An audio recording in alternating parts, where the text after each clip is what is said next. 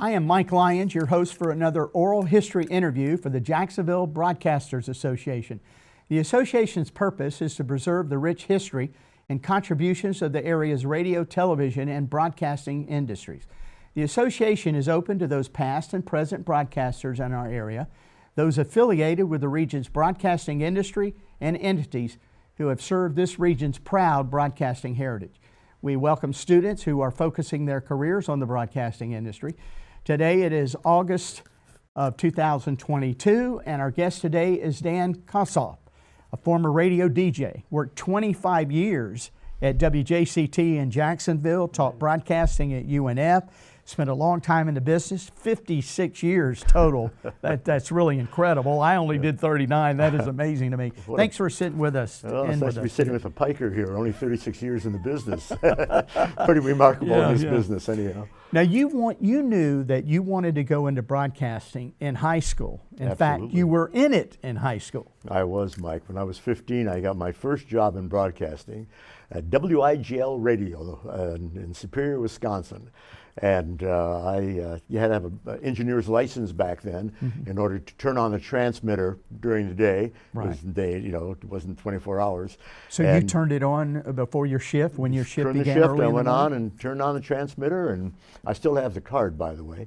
And I was a DJ, and I played the music that I wanted to play. We had no playlist at that time, and gave the news and such. And it was, I think that's where I really got my start. Though I remember even before that, when I was 10 or 12 years old, television was just coming up at that point, and you're talking about 1952 when I was 10 years old. A friend of mine and I used to build TV studios out of paper boxes, cardboard boxes, and we pretended we played studio. So back in my mind, I realized that I was interested in the broadcasting field, communications field, since I've been about 10 years old. Yeah. Well, 15 years old, you're on the radio at 15. What was that like? I mean, at that age, that had to be a little nerve-wracking, didn't it? I wasn't sure what I was doing, so maybe it wasn't as nerve-wracking as it should have been. But I remember when I first started doing news for one of the stations, I was probably 17 or 18. I was very excitable on the air. And if there was if I was doing a remote, which we did back then by telephone, if there was a fire, I'd run out and pick up a phone from a neighbor's house and describe it. And I heard from many people, you're getting a little too excited. You're supposed to be calm when you're doing the news. So I learned a lot from that. From about 15 till I went to college, I always had little moments of broadcasting that stayed with me. I remember when Marilyn Monroe died. Wow. I was the one who ripped the thing off the teletype and read that announcement on the air, and that was a moment that always lives with me as well. That had to be incredible. And then you mentioned to me Duluth, Minnesota. Is that where you grew up? I was born in Duluth, moved across the bay for a while to Superior, Wisconsin. They called it Twin Ports, then back to Duluth. My dad was in the fur business. He was a furrier, and he had a store in both places, and we lived above the shop. Right. So that was another experience, almost like a sitcom. So you're a DJ in high school, and then you go on to college. And what did you in college? You went to University of Minnesota, I understand? I went to University of Minnesota in Duluth branch for 2 years, and there I had a program on the radio station there. It was a jazz program, as a matter of fact, which was a precursor to my work with the Jazz Festival, I guess. Right. And then after 2 years there, I went to the University of Minnesota down in Minneapolis, where my high school sweetheart and I were married before our senior year. 1963. And I had a radio show there, and next to me was a fellow you might know from Lake Wobegon, had his radio show there as well. So we had quite an experience of broadcasting there as well. Your major in college was speech and theater? Speech and theater, well actually I look back, it was speech and communications. At that time the television and radio part of it was put into the communications curriculum. And then you went to Lawrence, Kansas for a master's degree. I went for the master's program in 1966. I had a wonderful experience there. It was a master's in film and television, and we had wonderful instructors. Our teacher for film criticism was Richard Dyer McCann, who was the film critic for the Christian Science Monitor. Wow. And he taught us a lot about that process. And our instructors were people from professional studios all around Kansas City. It was a great experience. I learned everything about making film. Remember film, Mike? It used to have strips and you could actually see it. When I started in television in '76, they were just still using film, but then going into videotape. So I had to do the film cameras and edit some of that, but that was early on, not for very long, because we went into the videotape. But while you were in college, you mentioned to me that you got an internship, and that ended up at a public television station. It was KSTP, I guess. Is that what it is in Minneapolis? Okay, yeah, that's only KSTP. Yeah, I think that's what it was. Public television station, Minneapolis. So that wasn't on purpose to get public television, or did you? I don't think it was even public television back then. It was educational television. Educational television. That's what we called it back then. And I got an internship, and I worked on the floor and finally learned how to coil cables and that sort of thing. So I probably did a semester there back at in university. Yeah. Mm-hmm. And when you finished, when you were getting your master's, you told me you never finished it because you ended up getting a job. I never wrote my thesis actually because I got a job before I did that, and to my shame, I never did finish it. Sorry, Doctor, my old teachers there. But yeah, I got my first job in Maine. And that was with educational TV. Educational television. And what did that entail? What was that like? Oh, it was wonderful. It was at the University of Maine in Orono, which is about 15 minutes from Bangor. And I was a producer, director, did a lot of educational programs, the math programs, still writing on a blackboard, actually. We did some unusual programming for educational TV back then. I don't know if you remember the name Paul Niven or not. He was the big news guy on educational TV at that time. There's no PBS yet. Or if there was, it was just in its very beginning stages. And we did a program that sort of changed my way of looking at what I wanted to do. We did a live program called a New England Town Meeting, where we took our remote unit and went to an actual town hall, little town, I forgot what it was called, and it was an actual town meeting that they had all over the New England at that time. And it was a live program, believe it or not, and it aired on a number of stations across the country. And I loved that idea of doing live programming, that calling the shot, because you only have one shot at it. Right. And I always loved that, and that's why when I went and did a lot of music programming, that was my favorite thing of all time, being able to do live television, whether it was live public affairs, live music, or sports. That was sort of my thing. That was a great place to be in '66, but you were there 2 years. 2 years. And then something happened that got you here in Jacksonville. Yeah, my wife said, after I said, I'm sort of ready to move along, get the next thing in my career, she said, I don't care where you go, as long as it's warm. And I went to Broadcasting Magazine and found a blind box ad, television station in Florida looking for a director. So I applied. So you didn't know it was in Jacksonville? I had no idea. No, but you knew it was in Florida. They didn't give you much information. I remember that magazine. They just said Florida. Yeah. And so I called them. I sent a letter. They sent me a letter back, and they flew me down for an interview. My interview was with Dick Brown. Oh, yeah. At that time, I moved from Channel 4 with Jim Lewis, who was at Channel 4 at the time, to start a new program in Jacksonville, Florida. And I came down, and we had a great interview. And I gave him a good reel of what I had done, and Dick hired me to be the director of Feedback in 1968. What did you think in August 1968? What did you think of Jacksonville when you got here? Well, it was a huge town as far as we were concerned, because we lived in Baldwin City, Kansas, and we lived in Orono, Maine, and here's, wow, it's got an actual downtown, and we thought everything happened downtown. It had a Gator Bowl down there. It had a Gator Bowl, it had football, and all of that, so we were pretty excited to be in Florida. So you were doing the show Feedback. What did that entail? Feedback was sort of a groundbreaker, Mike. Yeah. It was a program that was live. It was audience participation, telephone calls. People would call in. We had an amazing first year. I don't know if you remember the name Mike Ranieri. A lot of your viewers here remember Mike Ranieri was sort of a legend in a DJ. He was sort of a shock jock at that time before it became a thing. And Mike was the guy who smoked on air, and he'd question people with questions that were out of the ordinary thing you'd ask a politician. Right. But Jim Lewis was there, who was a great news guy, and Dick Brown, who was a documentary guy from Channel 4. They kept the journalism intact in it. Now, we learned after about a year not to take live calls. We got a lot of stuff that really shouldn't have been aired on that. We didn't realize what was going on. Next year, we learned to call people back. This is before you had anything like caller ID or anything, you understand? Right.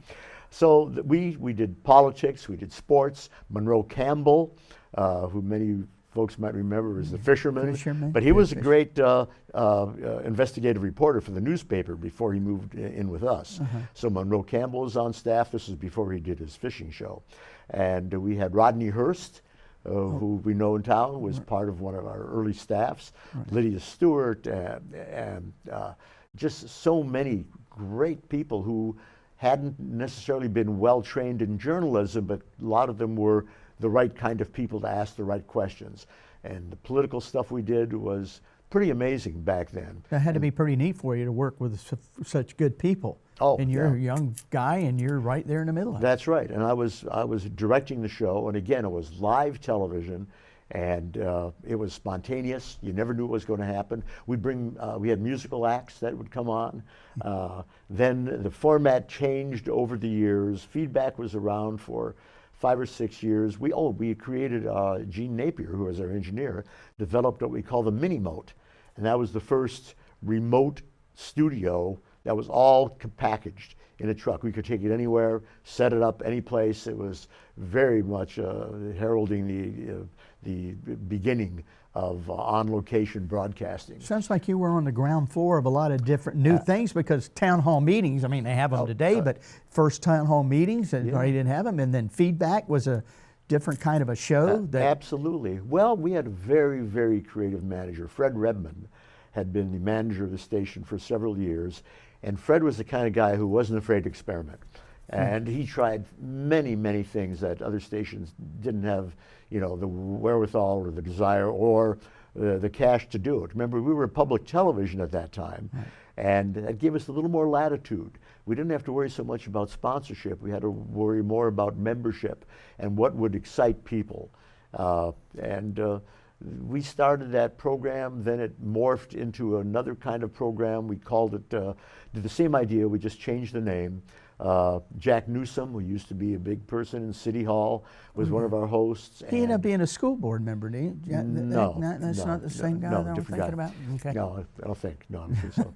But the mayors would come on our show. Everybody wanted to be there because we gave them a platform to speak, but we wouldn't let them off easily. We had a lot of moments where we were criticized by particular groups that said, well, you should have asked them such and such and this and that. I said, well, we were more interested in this. So it was quite a run where we had public affairs, and it's still, to a great degree, going on at Channel 7. Right. How would you describe public television? I mean, I was in the other side of television for all my 39 years, but how would you describe public television? What was that like as far as whatever you can tell? It was I always saw it as a public forum.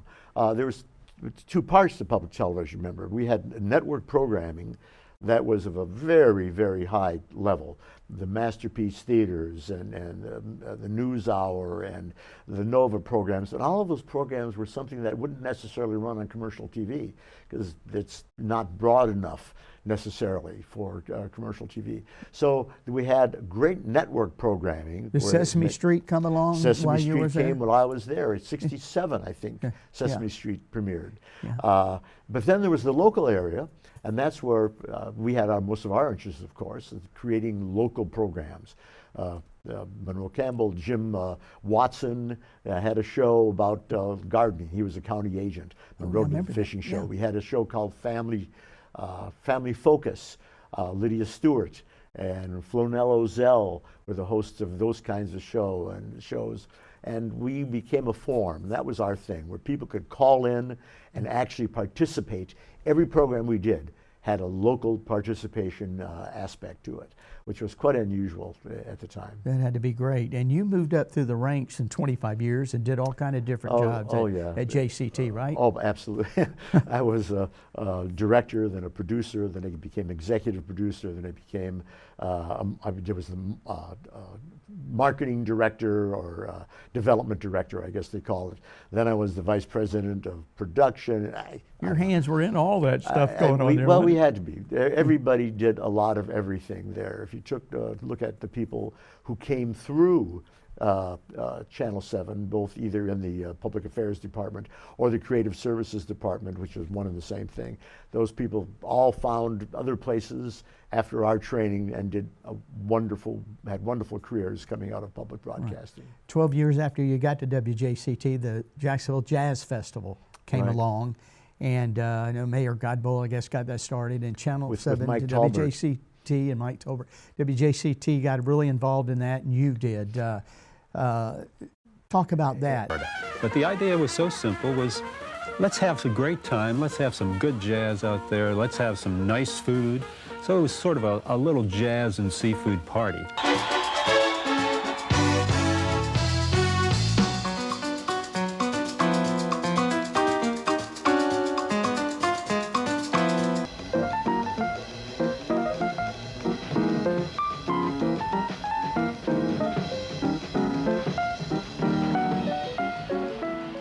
8 great years, Mike. What we did when Jake and Mike created the festival back in 1980, it was it's supposed to be a local shrimp festival out at Mayport. We saw the next year the potential of doing something for PBS. So we pitched the show to the city, and then we pitched it to PBS, and they bought it. Essentially, don't buy it, but we got sponsors. And we did the 1981 festival live. Not live, excuse me. We taped it out at Mayport. And it was at Mayport the first year. It was out and the second year as well. 2 years it was out But there. we got involved in 1981. And Dizzy Gillespie was there, and I couldn't even tell you who else. Well, Marcus Roberts, who was local, was in that show, Phil Woods. We did terrific television. Again, we treated it as a live show.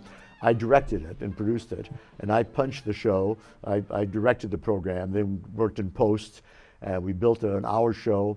PBS took it and became an international program. Huge. The next year, before Metropolitan Park was built, we then did it in an empty field, which was next to the new Channel 7, right down there by the water. Right. And we built a temporary stage, and we did 8 hours of live programming. Was that no? That wasn't. That was another tape show that we did in '82 from that location. The next year, the tent was built in Metropolitan Park, and we did 8 hours live jazz around the world. Right.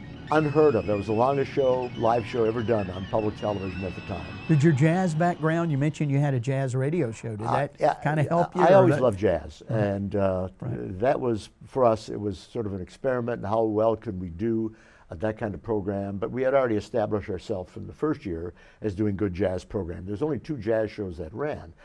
We had the Jazz Festival from Newport, it was on PBS, and our show.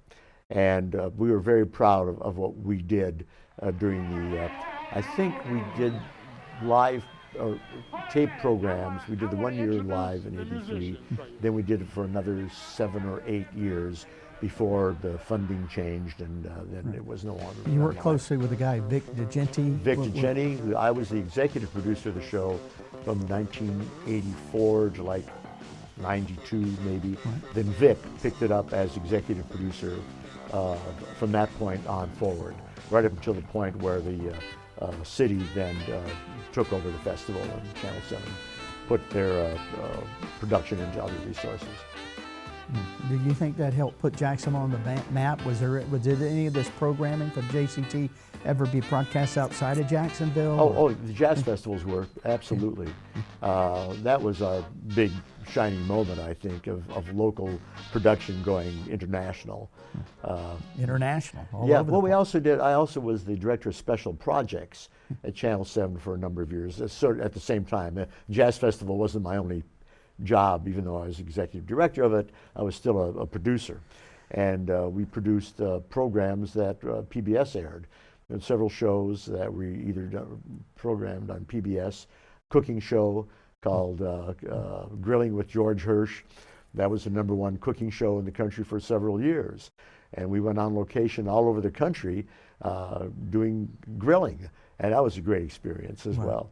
But Jacksonville Jazz Festival had to really be great for Jacksonville because it brought a lot of people here too to see this jazz. Yeah, as a matter of fact, we were a prize on what's the program that comes on after Jeopardy? You know, that show, Pat Wheel of Sajak. Fortune. Wheel of Fortune. There we go. We were a prize once on Wheel of Fortune. Wow, that's pretty good. That's pretty neat. But Full trip to Jacksonville, including hotel and tickets to the festival, which was free, by the way, and such. So yeah. Music was a big part of that. You told me one time too, at some point in this career, you were a folk singer. Yeah, well, since I was about 19 or 18 years old, I was in folk music. And we had a group that toured the Midwest. And when I was in college, I had a part-time job being a folk musician in Minneapolis. I did that for a number of years, first with the group, then with a partner. He and I did a number of shows. And to this day, I occasionally do gigs if I was a folk musician.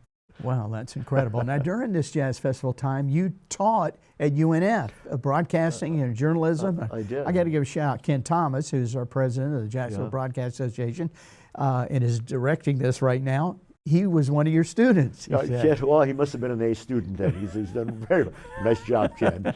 Yeah, it was a number of people in the broadcast industry who passed through my class. It started as a broadcast journalism class.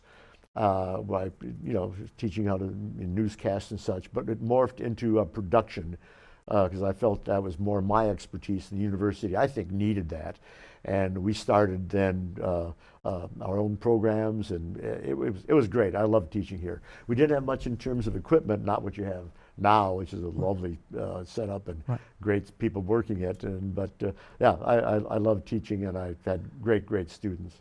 I guess after you went and did the last production on the Jazz Festival show, the final editing, then you had time to do that. Yeah, well, I think I did it earlier than that. Ken would have to tell you when he was in class, because I don't remember the exact years, but it was all, you always make time for stuff that you want to do. Right. Now, you left Channel 7 after 25 years and went to White Hawk Productions. White Hawk Pictures. Pictures.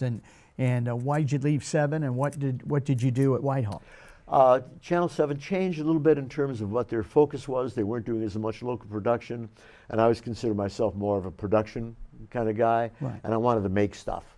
And White Hawk gave me a wonderful opportunity to work on the commercial end, which I really hadn't done at all, other than my radio experience. But this was a chance to get into commercials, to get more into programs. We produced, actually, Channel 7 started doing this grilling show. Then it moved over to White Hawk as a production feature of theirs.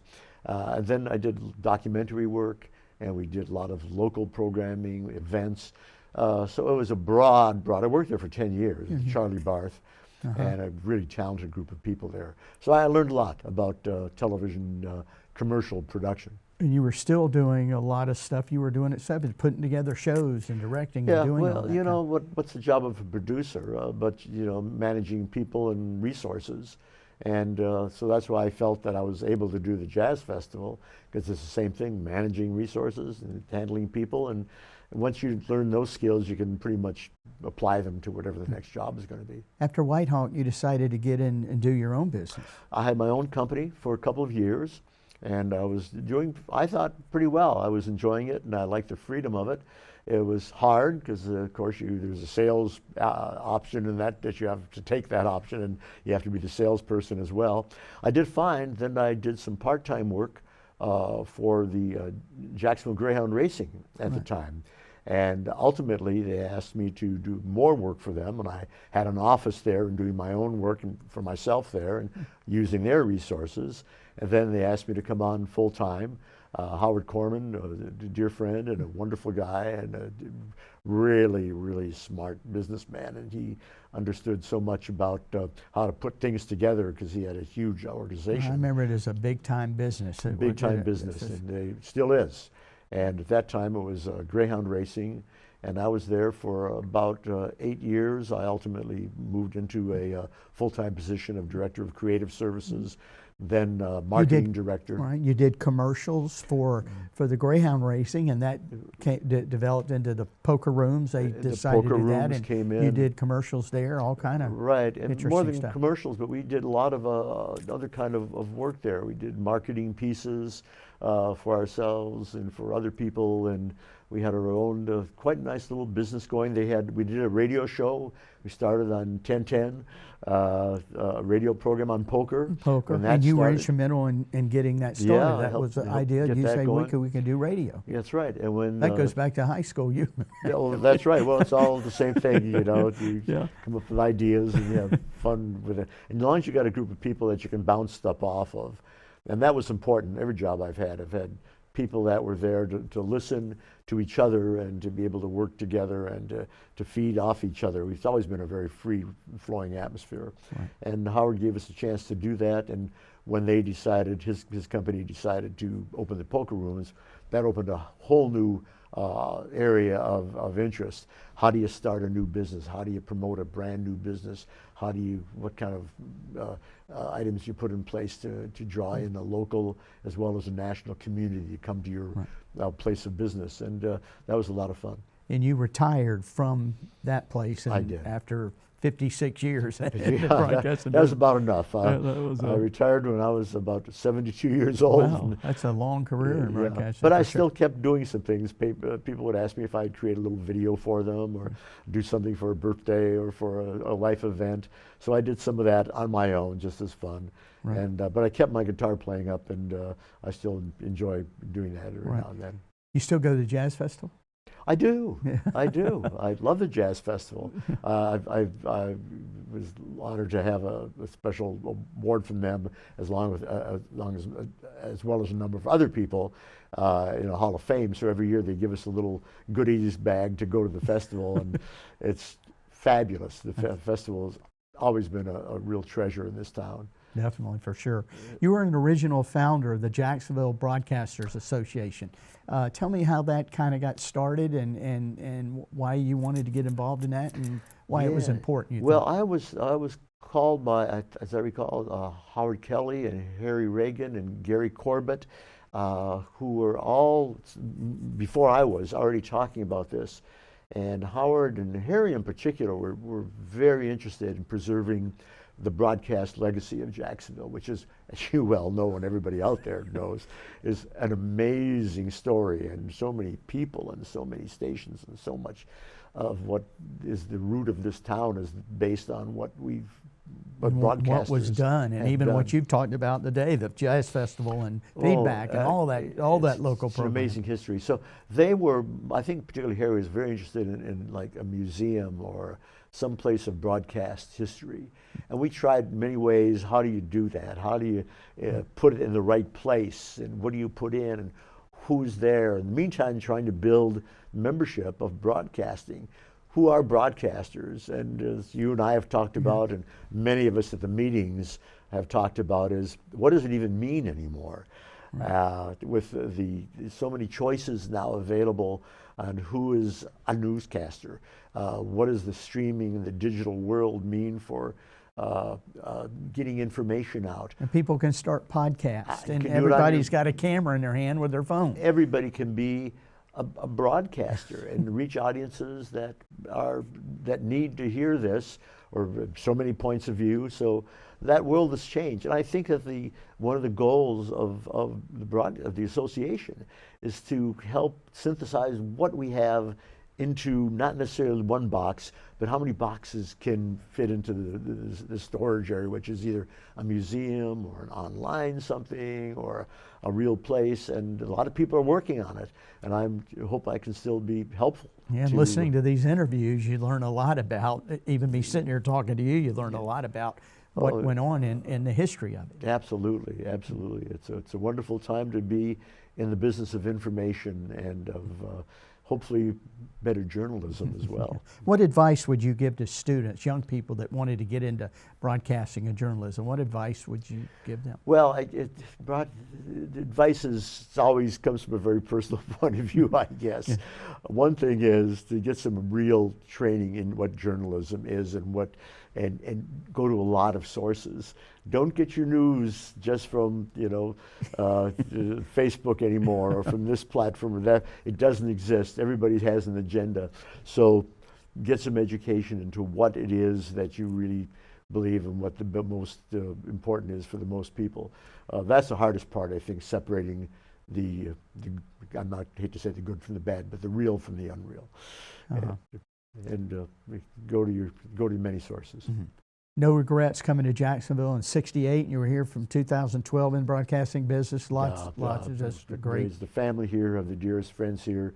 This is a great place to jump off into so many wonderful places. I mean, it's like any city. We have our problems, and I think we all should be part of the solutions rather than part of the problems. But you were part of some great information and great shows that aired in that 56 years you were there. Yeah, that's right. That's why the Broadcasters Association is such a wonderful place to remember some of the memories, but hopefully create some new ideas on where we're going in this business. Well, we're certainly glad you came to Jacksonville, and I'm so glad that you came out and talked with me on this oral history interview. Well, thank you very much. Thank you, Ken. Thank you for everybody who's involved in broadcasting as we know it today. Yeah, thank you very much.